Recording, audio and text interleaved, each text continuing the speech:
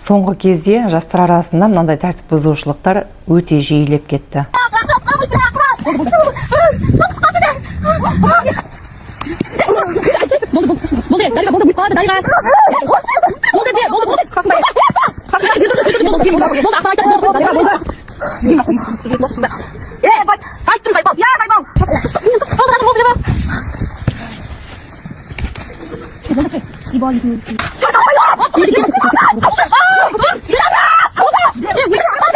Көпшілігі бұл балаларды қатаң жазалау керек, тіпті түрмеге тығу керек деп жазып жатыр. Алайда бұл жазалау мәселенің шешімі емес. Біз қоғамды түзетуіміз үшін тәрбиеге көнетін жасөспірім балдарды емес, тәрбиесі қалыптасып кеткен еліміздегі әрбір ересек қылмыскерлердің жазалануын талап етуіміз керек. Баланың тәрбиесіне әрине бірінші кезекте ата-анасы, екінші ұстаздар жауапты.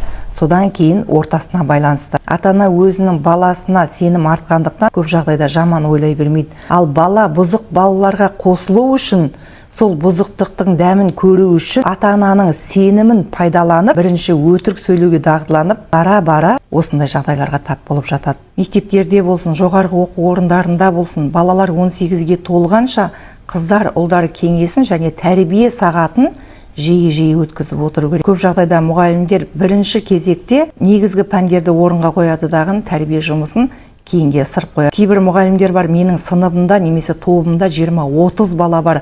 Мен қайсы бірін аңдып отырамын. Мен балалардың тәрбиесімен айналысуға міндетті емеспін. Ата-аналар өздеріңіз жауаптысыздар. Сондықтан өздеріңіз балалардың тәрбиесімен айналысыңыздар деп жатады.